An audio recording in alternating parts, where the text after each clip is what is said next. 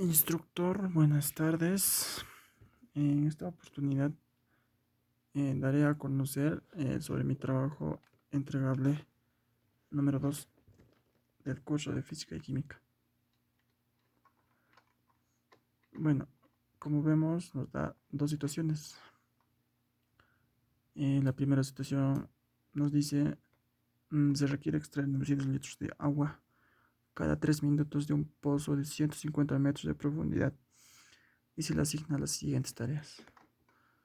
El primer problema es calcular la potencia necesaria que debe tener el motor de la bomba del agua.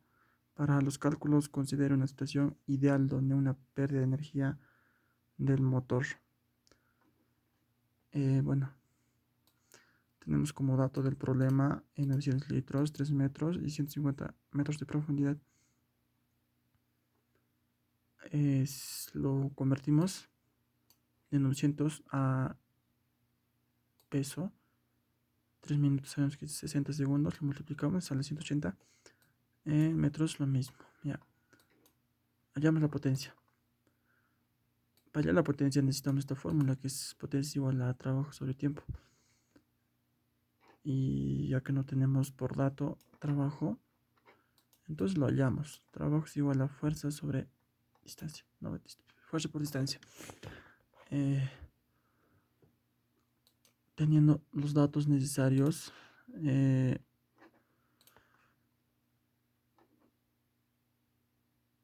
reemplazamos el problema y obtuvimos como respuesta trabajo es igual a 132,300 kilogramos metros por segundo al cuadrado. Y hallamos fuerza es masa por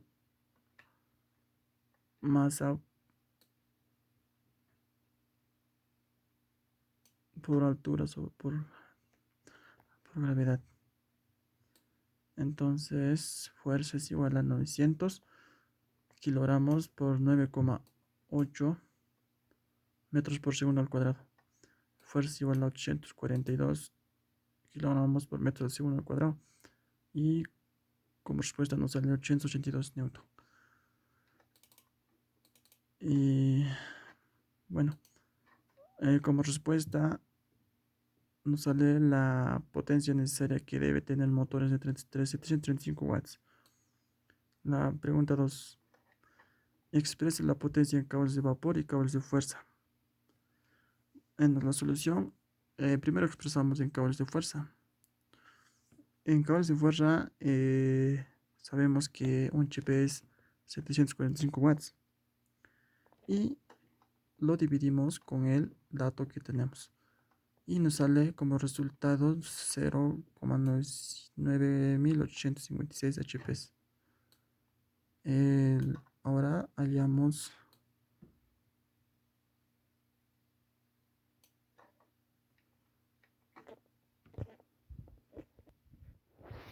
y ahora lo hallamos en caballos de vapor.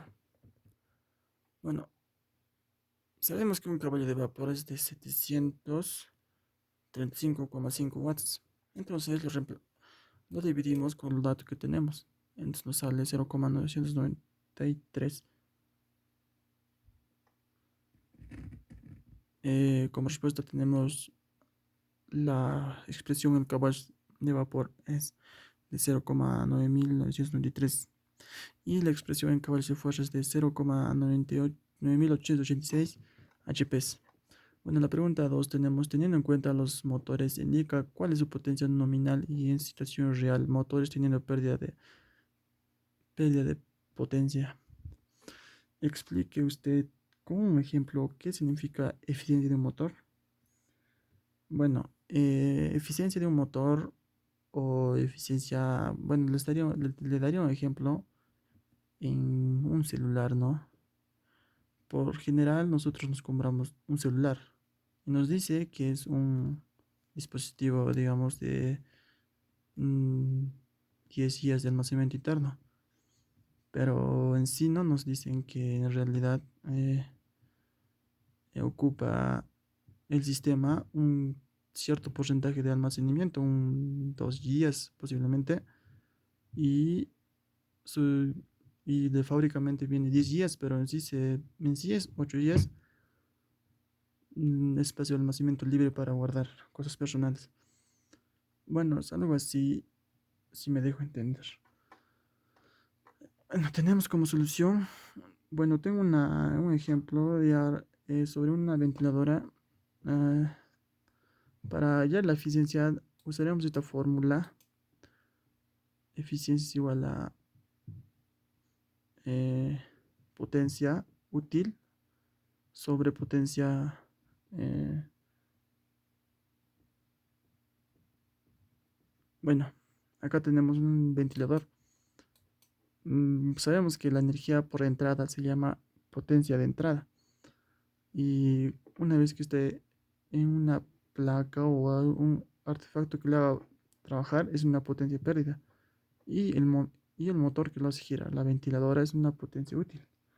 Sabiendo que la potencia útil y la potencia pérdida, la suma de estos dos tiene que darnos como resultado la potencia de entrada.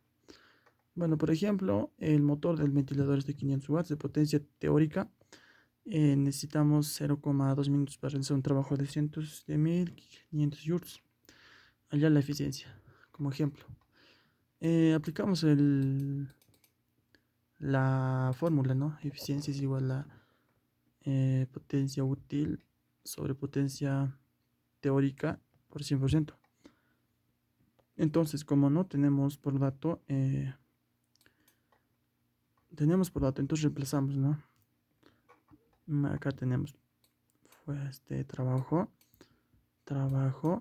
reemplazamos y resolvemos y nos sale que es un 25% la eficiencia del ventilador. Entonces, como respuesta tenemos que la eficiencia del motor del ventilador es de 25%. Se consumirá el 25% de la energía que nos brinda la empresa de las energías. Bueno, esto quiere decir que solo necesita un 25% de la energía para funcionar este ventilador. Menos sería, bueno, en situación 2, una empresa hidráulica de un camión de empresas de 1,8 toneladas de masa está colocado sobre un pistón B de 1 metro de radio y se solicita lo siguiente. Bueno, nos solicita en la primera pregunta. La primera pregunta nos solicita si el pistón A tiene radio de 20 centímetros, ¿qué fuerza mínima se le aplicaría al pistón A para levantar el camión? Bueno, acá tenemos como solución, ¿no? Primero hallamos el área de los dos pistones y hallamos precisiones. Hallamos precisiones y nos sale para cuándo nos necesitamos en acá. Y efectuamos y nos sale 705,6 newton. Eso nos faltaría. En la pregunta 2 nos sale. Bueno, la respuesta sería la fuerza mínima que debe aplicar el pistón es el 705,6 newton. ¿Cuál es la presión ejercida en el pistón A? Respuesta: la presión ejercida en pistón A es de 7. Acá tenemos pistón A, hemos hallado, y acá tenemos 7,617,83. Y la pistón ejercida en el pistón B tenemos de 7,617,83 pascales. Bueno, la pregunta B, ¿cuál es la presión ejercida en el pistón B? Como estábamos diciendo, la presión ejercida es de 5,617,83 pascales. Bueno, acá nos pide duplicar, ¿no?, las medidas del radio del pistón y nos pide cuál sería la fuerza mínima que se debe aplicar a cada pistón para levantar el camión. Bueno, nos pide duplicar, ¿no?, acá, ya que debemos cambiar todo el problema en duplicado. Entonces la hallamos en más, y aquí tenemos por dato, hallamos fuerza, hallamos con nuevos datos, área de la A, aplicamos pascales, hallamos precisiones y, y las expresiones son iguales y están alineadas. Bueno, la respuesta, si duplicamos el radio del pistón, la fuerza mínima sería de 176,4 newton. ¿Cuál es la presión ejercida del pistón A? La presión ejercida es de 1400, no, 1,4045 pascales. ¿Cuál es la presión ejercida del pistón B? Respuesta, la presión ejercida es de 1,4045 pascales. La pregunta 3 nos dice, las magnitudes presión, fuerza y área, ¿cómo se comportan directamente para proporcionar inversiones proporcionales? Como respuesta, lo que he podido observar, mientras más grande es el radio, más grande es el área, mientras más grande es el área, la fuerza es mayor. Bueno, esto quiere decir que mientras mayor cantidad sea el radio del pistón, más fuerza tiene, más el pistón tiene más fuerza. Eso nos quiere decir la última pregunta. Y bueno, eso sería todo de mi parte. Espero hacerme entender y gracias.